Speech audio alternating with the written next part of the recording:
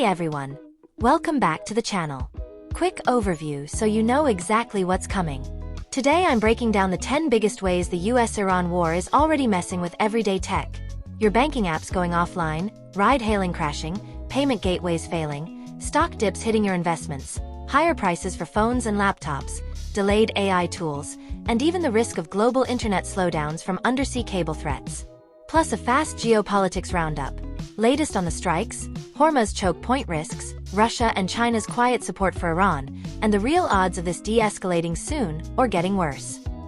I'll explain simply, because this isn't just distant news, it's already touching our wallets and screens. Let's get into it. Iranian drones directly damaged 3 AWS data centers. 2 in the UAE, 1 in Bahrain. First time major US cloud infrastructure has been physically hit in conflict.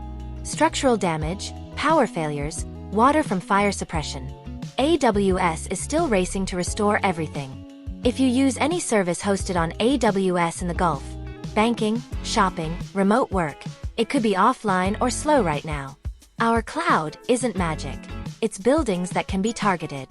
Those outages already disrupted banking, payments, and ride-hailing apps across the region.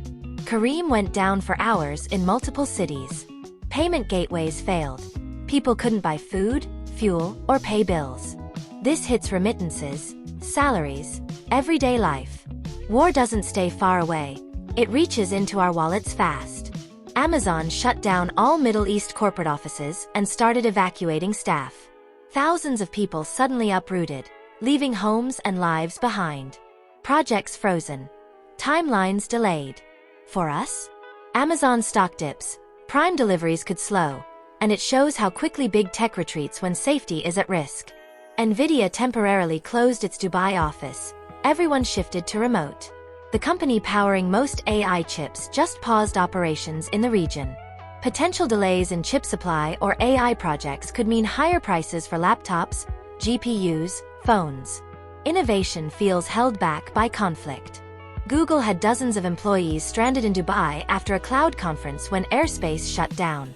Over 1,000 Google staff and families affected. Some still trying to get home via emergency charters or overland. Being stuck abroad while missiles fly is terrifying. It shows how fragile global teams really are. Nasdaq and S&P 500 dropped 1 to 2% in the first volatile sessions after the strikes. Tech and semiconductor stocks led the sell-off. Hundreds of billions in market cap wiped out temporarily. If you have mutual funds or ETFs with big tech exposure, your portfolio likely dipped. Oil spiking to $90 plus fueled inflation fears that hit growth stocks hard. Gulf AI megaprojects are now in serious jeopardy. The $5.3 billion AWS Saudi hub, $10 billion Google Cloud deals, and trillions in total pledges. Entire economies were betting on AI to create jobs and growth. Now they're discussing missile defense for data centers. Lost opportunities, delayed breakthroughs.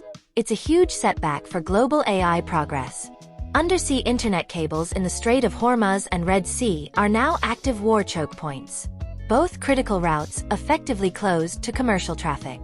If those cables get damaged, expect global latency spikes, slower video calls, streaming, cloud services. One strait could disconnect huge parts of the internet. Iran publicly stated they targeted AWS facilities deliberately because they allegedly support US military workloads. That's a massive escalation, treating commercial cloud as a legitimate target. Trust in cloud providers erodes. Privacy concerns rise. It makes you question how neutral these giants can stay in conflict zones. IDC just slashed Middle East IT spending growth forecast to only 3 to 4% for 2026, directly because of the war. Global AI and cloud plans are being reassessed. Hyperscalers may need more redundancy and security. Costs that will eventually reach us. Slower innovation, pricier devices, longer wait for new AI tools in daily life. Now let's zoom out a bit. Here are a few key geopolitics updates that tell us how this war is shaping up and what we might see in the coming weeks or months. US and Israel have conducted multiple waves of airstrikes on Iranian military and nuclear-related sites since late February. Iran has responded with drone barrages and missile salvos, but both sides are still avoiding full-scale ground invasion. Analysts say this is a controlled escalation so far. Nobody wants all-out war. But every exchange raises the risk of miscalculation. The Strait of Hormuz remains open for now, but insurance rates for tankers have jumped 300 to 500% in days, and some shipping companies are rerouting around Africa. If Iran closes or heavily disrupts the strait, which carries 20% of global oil prices could spike to $120, $150/barrel quickly. That would mean higher inflation everywhere, hitting tech stocks and consumer prices hard. Russia and China are quietly backing Iran diplomatically, supplying drones, components, and blocking tougher UN resolutions, while the US has moved 2 carrier groups closer to the Gulf. This is turning into a proxy superpower standoff. If it drags into summer, expect more cyber attacks, supply chain chaos, and even tighter sanctions that could slow global chip and tech exports.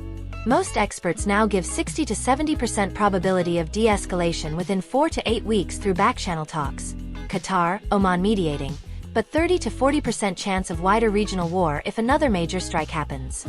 Bottom line, the next few weeks are critical. One wrong move could turn localized tech disruptions into global supply chain nightmares. This isn't just headlines.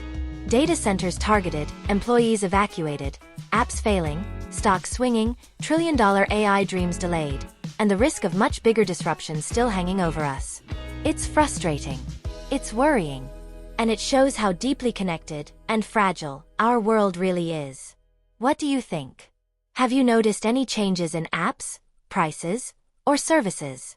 Are you worried about escalation? Drop your thoughts in the comments. I read every one. If this helped you make sense of what's really at stake, please hit that like button, subscribe if you're new, and turn on notifications so you don't miss the next update. Stay safe out there. Let's hope for de-escalation soon.